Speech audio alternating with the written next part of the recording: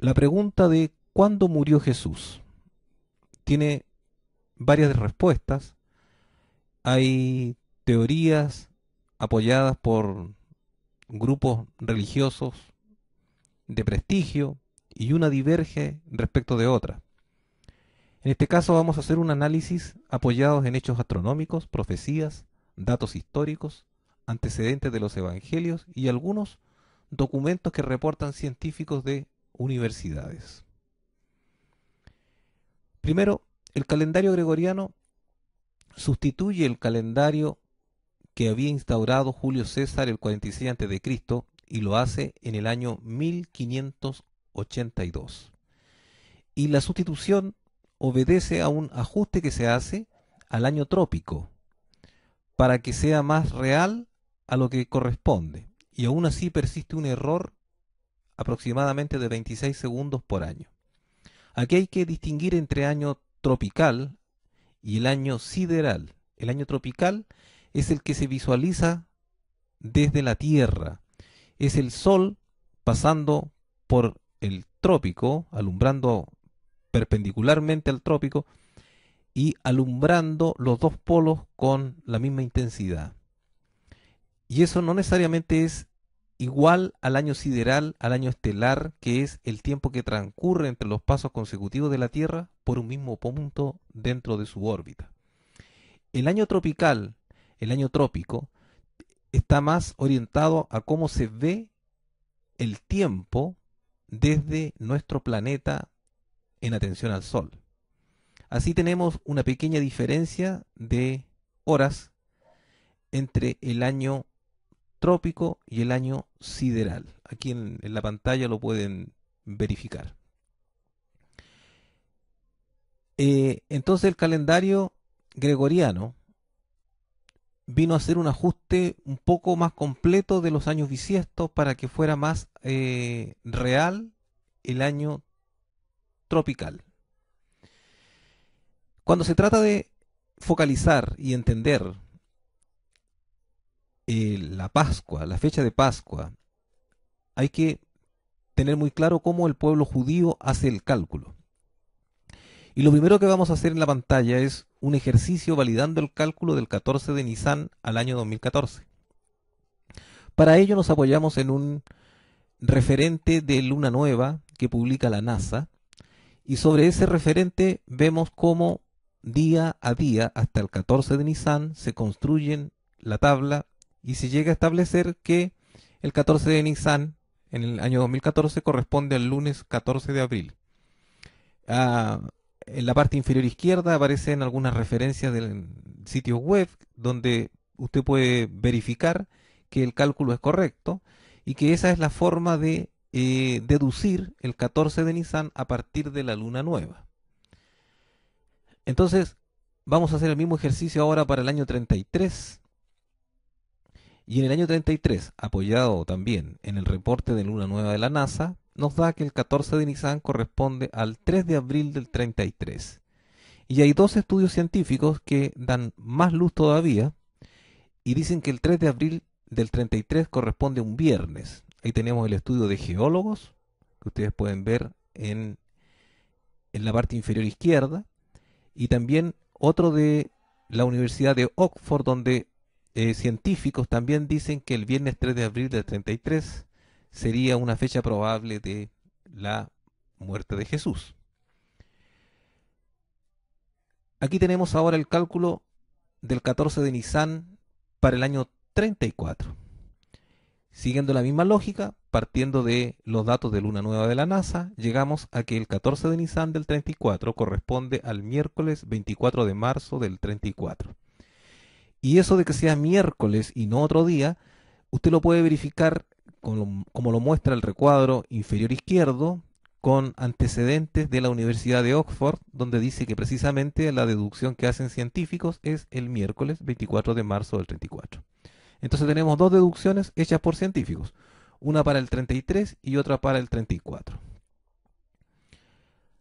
Otro punto. En Lucas 23, 44 al 45 dice: Era ya como la hora sexta, y vinieron tinieblas sobre toda la tierra hasta la hora novena. El sol se eclipsó, y el velo del templo se rasgó por el medio. Aquí no tenemos antecedentes de un eclipse solar a esa fecha. Eh, Estamos hablando de un eclipse a las 3 de la tarde. Estamos hablando de día en Jerusalén. Entonces, como no tenemos referencias, salvo algunos historiadores que mencionan que habría ocurrido un eclipse, eh, también podemos revisar con cuidado lo que dice Lucas 23:45 en cuanto a que el sol se eclipsó. Porque si leemos Apocalipsis 22:16, en el lenguaje literario apocalíptico, es decir, alegórico apocalíptico, dice: yo Jesús he enviado a mi ángel para daros testimonio de estas cosas sobre las iglesias. Yo soy la raíz y el linaje de David, la estrella resplandeciente de la mañana. En lenguaje apocalíptico, Jesús se identifica claramente con el sol. Y de hecho, él lo dijo: yo soy la luz del mundo, o sea, espiritualmente es la luz del mundo. Entonces, cuando la Escritura dice que el sol se eclipsó, y justamente cuando muere Jesús, nosotros podemos pensar también que es una referencia a el momento en que la luz del mundo, Jesucristo, muere. O sea, una manera alegórica de referirse a ese evento. No tenemos prueba para sostener con evidencia científica que en esa época hubo un eclipse solar. No la tenemos. Pero el sentido también pudiera ser este alegórico que permite Apocalipsis 22:16. Ahora, si nos vamos ahora a las profecías del Antiguo Testamento, una profecía fundamental es Daniel capítulo 9, del versículo 25 en adelante, donde se describe la profecía de las 70 semanas, donde en el tiempo calculado en la Biblia, un día equivale a un año. Entonces, habla de el tiempo calculado desde la salida de la orden para reconstruir Jerusalén. Nehemías 2:1 nos enseña que el año 20 de Artajerjes ocurrió esa salida de orden para reconstruir Jerusalén, y por lo tanto es el principio de la profecía de las 70 semanas. Entonces hay que revisar la historia, los reyes de Persia, hasta cuándo comienza el período de Artajerjes. Tenemos a Darío, Jerjes y Artajerjes, padre, hijo y nieto. La historia identifica el inicio de el gobierno del reinado de Artajerjes con 465 a.C. Pero hay otra versión de la historia que es más ajustada para efectos de seguir la profecía de la Escritura, y es aquella que apoya el historiador y militar ateniense Tucídides, según el cual Jerjes murió el 475 a.C., época en la que Artajerjes a los 16 años habría asumido el reinado con la ayuda de Darío, su abuelo. Entonces habría un periodo en el cual él habría tenido a su abuelo como apoyo, como sustento, hasta que alcanzara la edad suficiente de poder ejercer en plenitud su reinado, que podría ser perfectamente los otros 10 años que dicen los historiadores.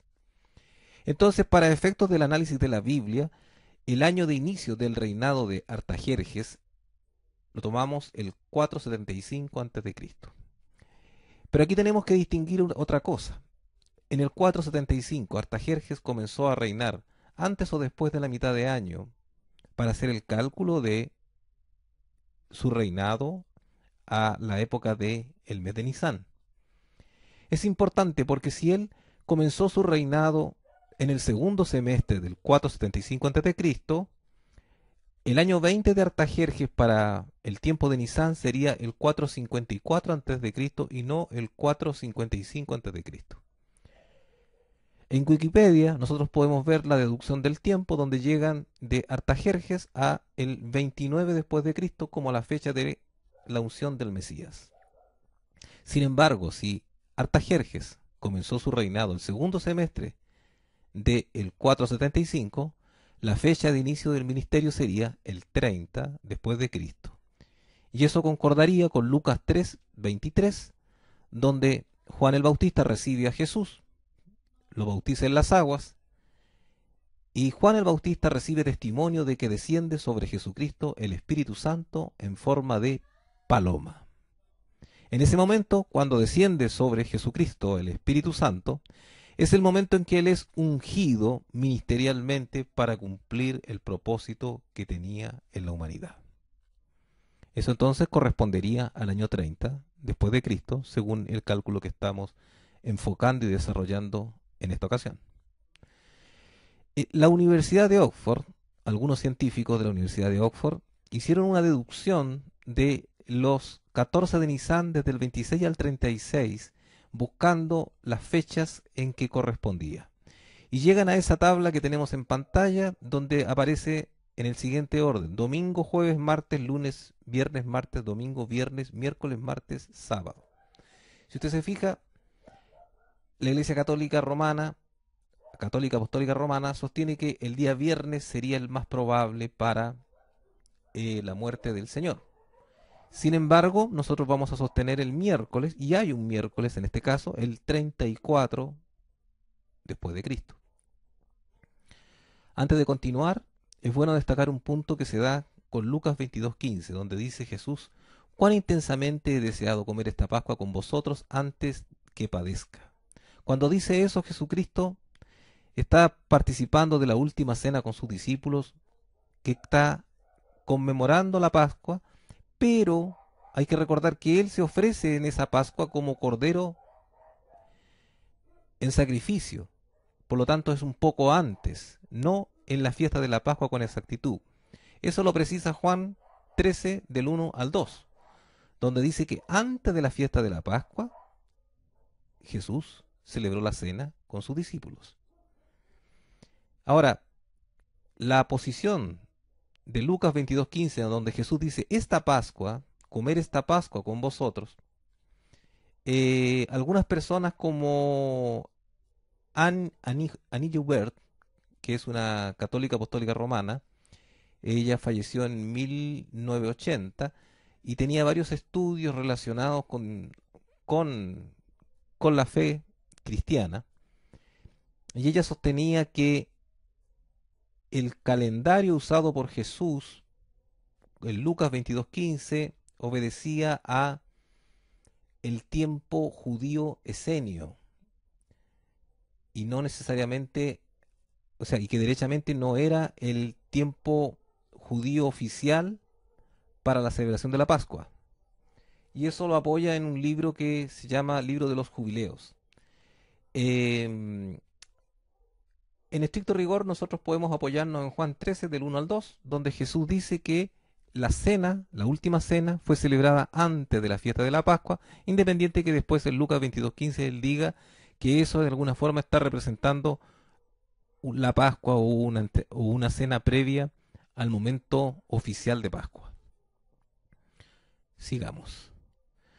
Aquí tenemos antecedentes de la Universidad de Cedarville, Ohio, en los cuales se expone que habría un terremoto, un sismo más o menos importante en la zona de Jerusalén en el 31 después de Cristo, con un margen de desviación de más o menos 5 años, lo que da en el rango que nosotros estamos estudiando como muerte de Jesús. ¿Por qué es importante esto? Porque Mateo 27:50 dice que Jesús, clamando otra vez a gran voz, entregó el Espíritu, y he aquí el velo del santuario fue rasgado en dos de arriba abajo, y la tierra fue sacudida, y las rocas fueron partidas, y los sepulcros fueron abiertos. O sea, al momento de morir Jesús hubo un sismo de proporciones, y de alguna forma eso también lo están deduciendo los geólogos al analizar las zonas rocosas y la tierra de sectores del Mar Muerto. Y esto lo podemos verificar en estas fotos que están de izquierda a derecha, haciendo zoom en la parte sur del Mar Muerto y en relación a un río que desemboca en esa zona y que tiene todo una erosión en la zona desértica por donde estaba el surco de su agua.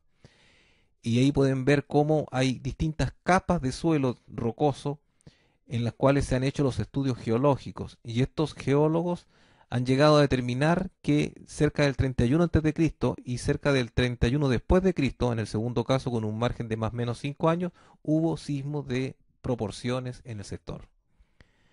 Ahora, ellos también, tomando en cuenta un sismo de proporciones en el tiempo en que muere Jesús, sacan la conclusión de que en el templo se removieron los dinteles y rompieron el velo del santuario en dos desde arriba a abajo. Es interesante porque nos va dando más contexto a la perspectiva que teníamos de la Biblia.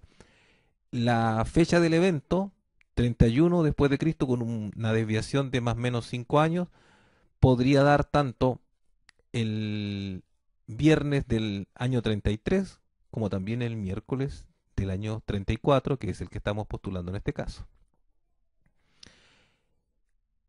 Sigamos. Una cronología, tomando como base el miércoles 24 de marzo del 34 como fecha de crucifixión de Jesús y reconstruyendo los hitos que marcan la fecha de su ministerio, nos permiten llevar al año 34 el ministerio de Jesús, que comienza a mediados del año 30. Entonces, y vamos marcando ahí las distintas Pascuas y las distintas fechas que tienen. En ese orden, por ejemplo, tenemos en Juan capítulo 5 que se habla de una fiesta en Jerusalén a la que va Jesús, que los estudios dicen que puede ser Pascua, Pentecostés o Tabernáculos. Pero si asumimos que es Pascua, correspondería al domingo 13 de abril del 32. Y lo interesante es que Juan capítulo 5, versículo 8 y 9 dice que Jesús, cuando va camino a esa fiesta, va caminando un sábado. Claro, la fiesta es el domingo. Y él va caminando un sábado a esa fiesta y ese día hizo la sanidad de un hombre, que se puede verificar en Juan 5, 8, 9, que fue en sábado. Y precisamente la fiesta en Jerusalén correspondería a esa Pascua del domingo 13 de abril del 32. Ahí tendríamos entonces un ministerio de Jesús de unos 3 años y 6 meses. Revisando con más detalle los días del año 34 para sostener que Jesús muere un miércoles 24 de marzo del 34, que es 14 de Nisan, a las 3 de la tarde, podemos ver en este recuadro las relaciones de lunas y que van marcando los días. Si se fijan, las llaves que hacen del 14, 15, 16 hasta el 18 de Nisan tienen un pequeño desfase con la forma de medir el tiempo en el calendario gregoriano, que usted lo puede ver en la parte inferior. Bien, ¿cuál es el punto? La Iglesia Católica Apostólica Romana, tomando versículos como Lucas 23 del 54 al 56, lee y dice que conforme a ese texto, Jesús necesariamente debió morir un viernes. ¿Por qué? Porque dice que al día siguiente estaba el Sabbat. Pero hay un detalle que es relevante no perder de vista. Y es que el 15 de Nisan es Sabatón para el pueblo judío. Sabatón, que en el griego se escribe Sabatón y que es precisamente la palabra que se traduce como Sabbat en gran parte de los textos del Nuevo Testamento. Si se lee Levítico 23, versículos 6 y 7, se puede comprobar que el 15 de Nisan era un día de reposo en el cual el pueblo debía abstenerse de los trabajos regulares y dedicarse al Señor. Es decir, la lógica de el Sabbat, pero en este caso asociado a festividades anuales, en este caso la Pascua, al día siguiente de la Pascua, el 15 de Nisan, y ese era un sabatón. Y en griego, sabatón lo traducen al español sábado, pero no necesariamente significa que todas las veces que se traduce como sábado corresponde a el día séptimo de la semana. También se da entonces que hay 7 días de reposo relacionados con ciclos de fiestas anuales. Por ejemplo, en Levítico 23-24 aparece un sabatón. En Levítico 23-32 aparece un sabatón que coincide con un sabat. Y el Éxodo 16:30 también habla del sabat. Entonces, en el griego no se hace mucha distinción entre sabatón y sabat en cuanto a la traducción de nuestra Biblia. La Septuaginta sí lo hacía. Si comparamos Levítico 23:32, la transliteración del hebreo al griego, cuando dice sabat, sabatón, la Septuaginta dice sabatá, sabatón. Es decir, hace la distinción. Pero, de acuerdo a la concordancia James Strong, sabatá y sabatón corresponden al mismo número griego, que es el número 4521, y ahí tenemos un tema en que el griego no hace la distinción tan clara entre sabatón y sabat, por lo menos en el lenguaje. Entonces, en Lucas 23, 54, 56, a diferencia de lo que sostiene la Iglesia Católica Apostólica Romana, no estaríamos hablando del sábado del séptimo día, sino de el sabatón del 15 de Nisán. Y en ese escenario, entonces, sí podemos tener, como verás, la declaración de Jesús de que así como Jonás estuvo en el vientre del pez durante 3 días y 3 noches, así estaría el Hijo del Hombre en la tierra. 3 días y 3 noches, lo que no puede ser ni da matemáticamente si se considera que él murió un viernes y, como algunos creen, resucita el domingo. No alcanza a tener los 3 días y las 3 noches. Y pierde sentido la declaración de Jesús cuando dice: destruid este templo y en 3 días lo reedificaré. Sin embargo, si consideramos que Lucas 23, 54 al 56, cuando dice sábado, en estricto rigor es un sabatón del 15 de Nisán, entonces el Señor el día miércoles muere a las 3 de la tarde y se cumplen los 3 días y 3 noches el sábado 27 de marzo del 34 a las 3 de la tarde, evento en el cual el Señor resucita. Así las mujeres van a ver su cuerpo al sepulcro el día domingo muy temprano, y en vez de encontrar al Señor, lo que encuentran son ángeles que le dicen por qué buscan al que vive entre los muertos. Un detalle importante: la Biblia textual en Mateo 28, 1 al 2, dice que las mujeres que van al sepulcro van el día 1 después de los sábados, no de el sábado. Cuando traduce literal, traduce en plural. Y entonces tendríamos un sábado, 15 de Nisán, el sabatón, y tendríamos otro sábado, el 17 de Nisán, el sabat. Y las mujeres van muy de mañana, el primer día de la semana, Mateo 28, 1 a 2, conforme a la Biblia textual, después de los sábados. Analicemos las semanas número 70. La Escritura, estamos considerando que comenzó el ministerio de Jesús el año 30 y que el 34, miércoles 24 de marzo del 34, Él muere en la cruz a las 3 de la tarde. Si hacemos en la última semana la correspondencia de un día por año, tenemos del 31 al 37 los años de la última semana. Perdón. Exactamente en el año 34, entonces, se cumple la mitad de semana y se cumple Daniel 9:27, donde dice que cesa el sacrificio y la ofrenda. ¿Con qué? Con el sacrificio de Jesús termina el sacrificio y la ofrenda. En la semana 70, perdón, Daniel 9:27 dice que el Señor confirmaría el pacto.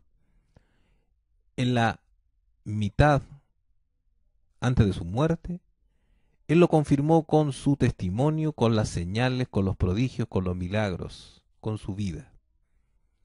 Y en la segunda mitad de esa semana, del 34 al 37, lo confirma con una relación que Él tiene con la iglesia emergente. En Mateo 28:20 dice que Jesús está en medio de los que se congregan en su nombre. Hechos 2:1 habla de Pentecostés, eso ocurrió el 34. Hechos 9:4 habla de la conversión de Saulo, y eso habría ocurrido por el 36. Y en el año 37 tenemos en Hechos un en Hechos 11 a 26 la reunión de creyentes en Antioquía y que son llamados por primera vez cristianos. Es decir, son eventos, situaciones que están confirmando el pacto que Dios había dicho y que son cumplimiento de Daniel capítulo 9, versículo 27. Daniel 9:26 también se refería a la destrucción de Jerusalén, y eso ocurrió el año 70 por Tito en la represión de la revuelta judía hebrea. Entonces, ¿cuándo murió Jesús? Jesús, a diferencia de lo que muchas personas opinan, fue sacrificado el miércoles 24 de marzo del año 34 a las 15 horas el 14 de Nisán, y da cumplimiento a lo que Juan el Bautista dijo en Juan 1:29: He aquí el Cordero de Dios que quita el pecado del mundo. Lo voy a invitar a que oremos para cerrar y sellar este estudio. Dios amado, vamos delante de tu presencia en el nombre de Jesús y te encomendamos, Señor, este estudio que ha sido compartido para que tú lo tomes y lo utilices para mostrar situaciones, hechos y ayudes a visualizar la Escritura de una manera cada día más exacta. Señor, hay creyentes que pueden discrepar. Dios mío, tú eres un Dios que conoce todas las cosas. Guíanos en tu santa voluntad y decreta bendición para tu pueblo. En el nombre de Jesús. Amén.